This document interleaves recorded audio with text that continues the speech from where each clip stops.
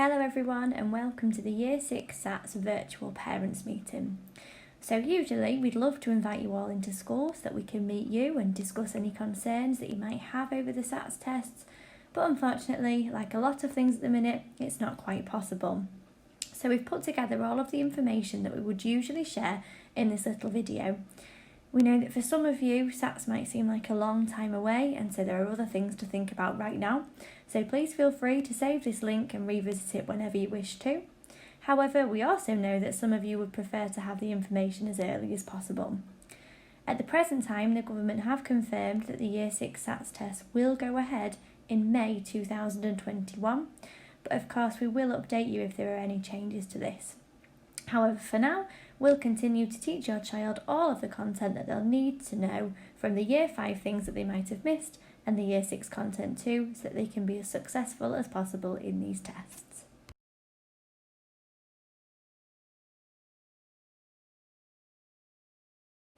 The SATS tests are statutory assessments which have been created by the government. They are sat by every child in Year 6 in England. All children take the same tests on the same day in May at roughly the same time. The tests have been designed to assess the children in all of the content that's been taught throughout their time in Key Stage 2, not just that that's taught in Year 6. Children will sit tests in spelling, punctuation and grammar, reading and maths. Children will not sit a test in writing. Instead, your child will complete a range of independent tasks over the year which their teacher will assess on a criteria that is provided by the government.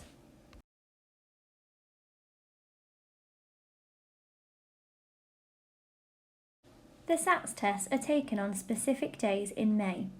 These will be taken on the dates shown on the screen in May 2021.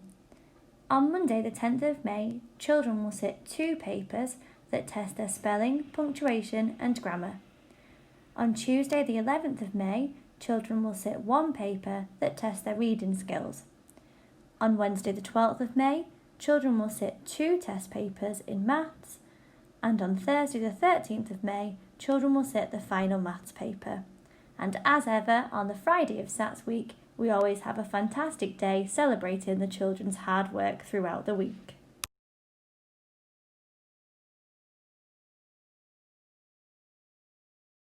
Once the children have completed the tests, they are sent away and marked by qualified external markers. The results are not returned to school until mid-July. They will be very quickly turned around and shared with you in the children's end of school year reports. Instead of presenting the child's raw score, so the number of marks they actually achieved, the government uses a scaled score system so it is easier to compare the performance across all of the tests. Children should achieve a scaled score of 100 to meet the end of Year 6 expectation. If they achieve less than 100, then they have not yet met the Year 6 standard. If they achieve a score of 110 or higher, they have achieved the Year 6 standard at greater depth, which is sometimes referred to as the higher standard. These results can be difficult to interpret, and so we will have an open classroom on results day so that we can look at these with you and support you and your child to understand their results. Throughout the year, when we assess your children, we will use standardised scores and share these with both the children and yourselves at parents' evenings. Whilst the secondary schools do use the final scores to help them with their setting for Year 7, we do liaise with them all and provide our predictions. This is just a precautionary measure in case something affects the child's performance in the actual tests.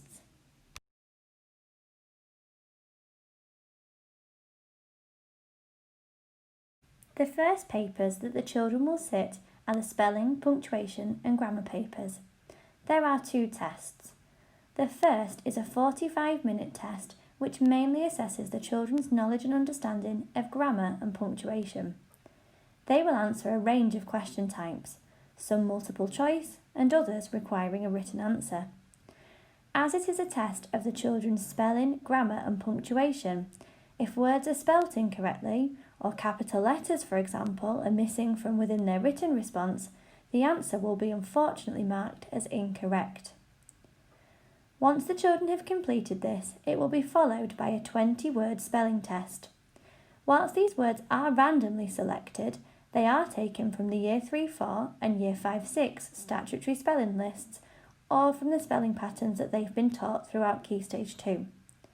Regular practice on Spelling Shed using all of the lists will support your child significantly with this test.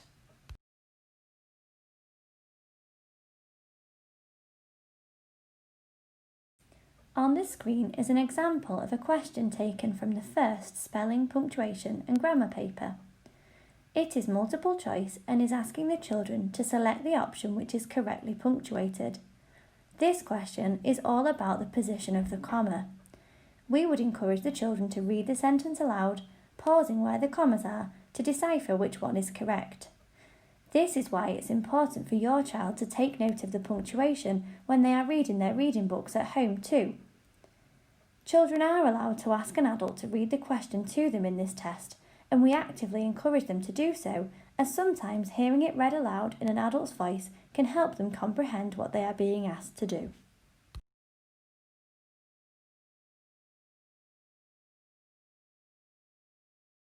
On the screen is a further example of a multiple choice question taken from this paper.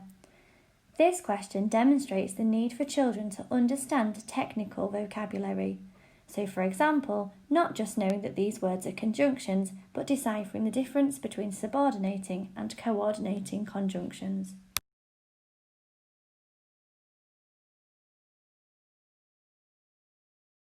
Finally, here is an example of a written response question. Here, the children are being asked to rewrite the sentence using the passive voice. Often, we find that children are able to convert the sentence to the passive voice. So instead of being the pouring rain drenched us, the sentence would be, we were drenched by the pouring rain. However, often they then write this sentence with a missing capital letter or a missing full stop, and then unfortunately, despite their hard work, lose the mark.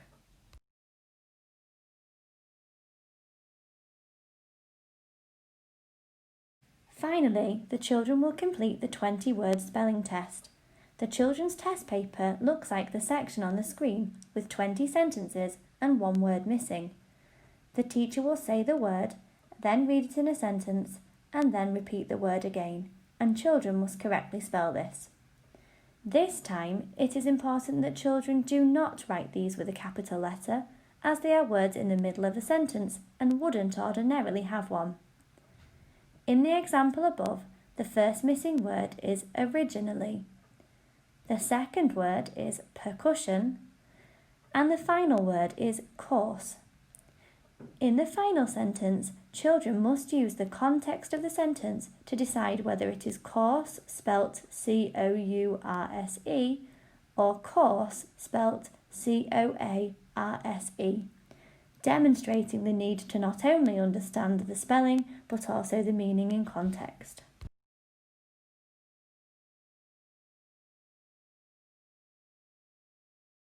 On Tuesday the 11th of May, children will sit one reading paper. This test lasts for 1 hour, during which the children must read 3 different texts and then answer questions relating to them. The question types vary, but include multiple choice tick boxes, having to find words and phrases from the text and copy them accurately, order key events as they happen in the text, or produce longer written responses. In this test, you'll be pleased to know spelling, punctuation and grammar doesn't count. However, as it is a reading test, we are unable to read any of the questions to the children.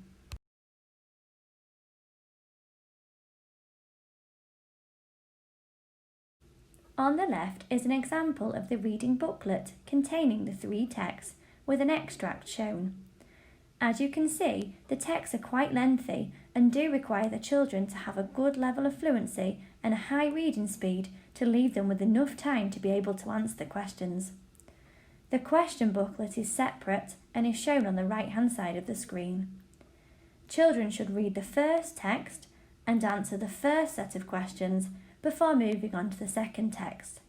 Don't worry, because throughout the year we support children to develop routines and systems to enable them to work quickly enough to be able to complete the tests.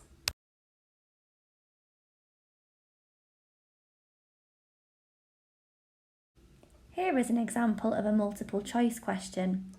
Usually there are two options that are likely or similar to each other, and so children must reread the part of the text that it is referring to find the exact answer.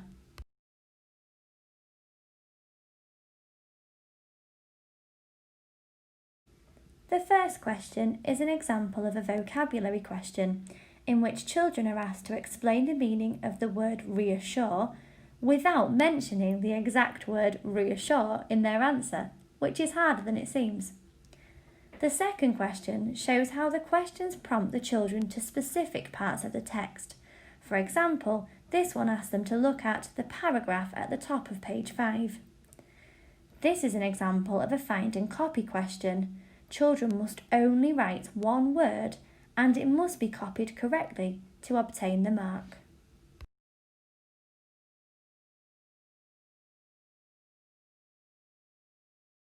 Here is an example of a different question type. This time it relies on children matching information to the correct dates that are mentioned in the text.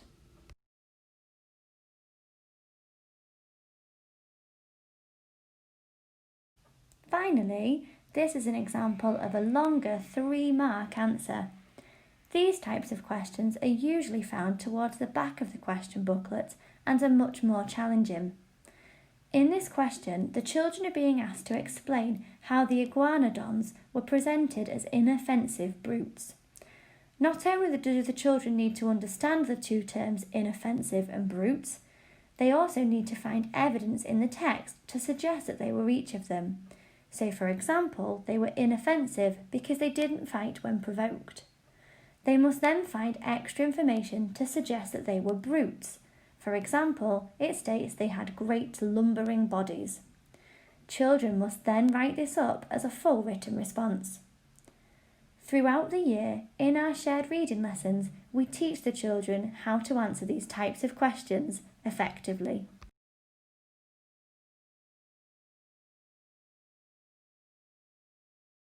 On the remaining days, the children will sit 3 maths tests. These papers are split into 1 arithmetic test and 2 reasoning tests. The arithmetic paper tests children's calculation skills in addition, subtraction, multiplication and division, as well as testing their knowledge of calculating with fractions, decimals and percentages. The reasoning papers test the children's ability to apply their arithmetic skills to solve problems, as well as testing content such as shape, angles, measures, statistics and algebra. As this test is not a reading test, children can again ask for any of the questions to be read aloud to them.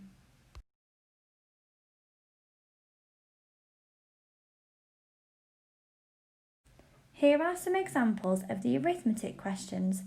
You'll see that they are set out on squared paper to encourage the children to do some working out or jottings which should avoid them making silly mistakes. There are 36 questions in this test to complete in 30 minutes and most are worth 1 mark.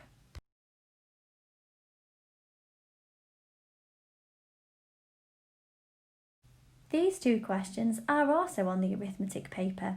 However, these are worth 2 marks as they involve completing much longer calculations.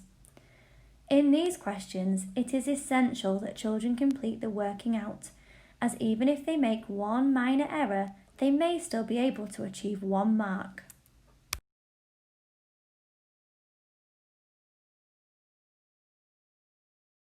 Here are some examples of questions from the reasoning paper. The question on the left is worth 1 mark, so children must answer both parts correctly to achieve this. The question on the right is worth 2 marks. We encourage children to look at the number of marks to help them work out whether more than 1 step or more than 1 calculation could be needed to fully answer the question.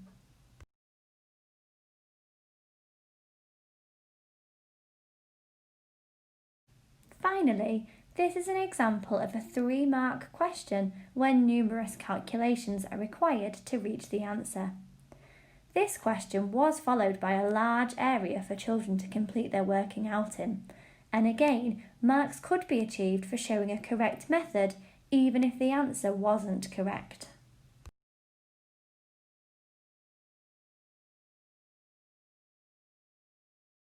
The majority of children will sit the test in the main hall with a number of adults on hand to be able to answer questions relating to the test instructions or read any questions aloud to them, apart from in the reading paper. So that children become familiar with the environment, we conduct all of our practice tests throughout the year in the hall. This helps them not to be fazed by the setting on the actual test themselves. It is important that all children are able to perform to the best of their abilities and are not hindered by any specific need. Because of this, the government has approved a range of additional access arrangements in order to level the playing field for these children. For example, a child who has a specific disability affecting their motor skills may not be able to write clearly enough to be read by the computer's marking system, or may not be able to write for an extensive period of time, and so a trained scribe may be used. Other arrangements that may be available include additional time, an adult to read the questions, apart from in the reading paper, or rest breaks. All of these arrangements have specific criteria which must be met, and as a school we must apply directly for permission to use these. If we feel that your child will require these, we will begin to discuss them with you at Parents' Evening in October, and a final decision will be made in March.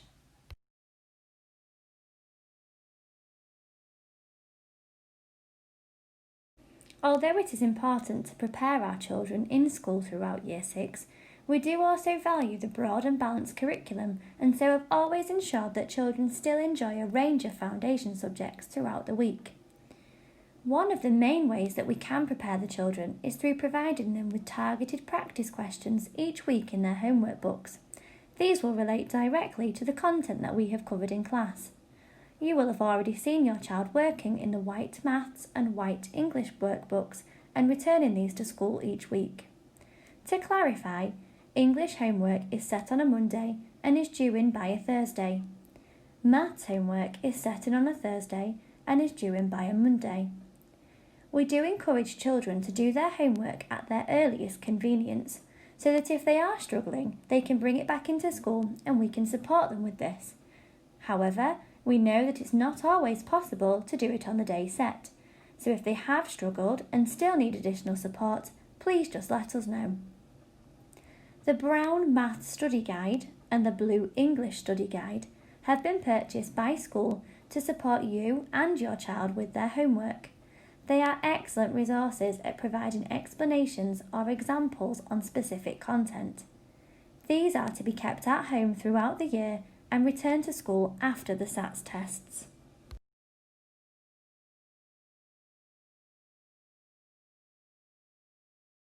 There are lots of ways that the children can prepare at home.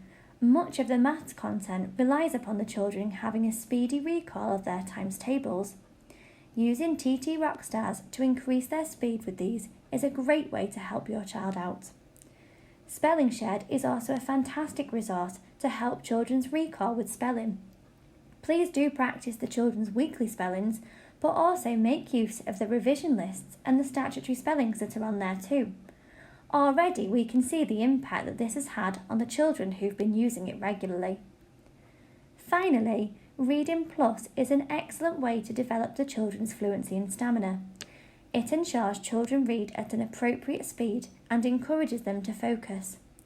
Children can select text that interests them on a range of topics, but at a level that is suited to them, and then answer a range of SAT-style questions linked to what they've read. Please do use Reading Plus each week at home and remember to sign it in their reading diary as one of their home reads. Children have all of their login details on stickers in their reading diaries so that they can access all of these resources at home. We know it can be really tempting to download some of the past SATs papers and practice them with your child, and whilst it's great that you would like to support them, please refrain from using the past papers. Throughout the year, we assess your child using these tests and identify any areas which require additional teaching. If your child has already completed them, it can really skew our judgments.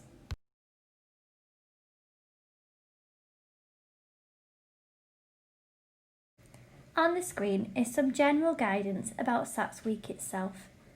Please do encourage the children to have breakfast at home. However, in addition to this, we will provide them with a special SATS breakfast when they arrive in school too. We will open our classrooms at 8 o'clock in the morning throughout SATS Week. This is because often we find that children are anxious whilst they're at home waiting to come into school. And so by getting them in and settled with their friends nice and early with some breakfast, many of their nerves are often relieved.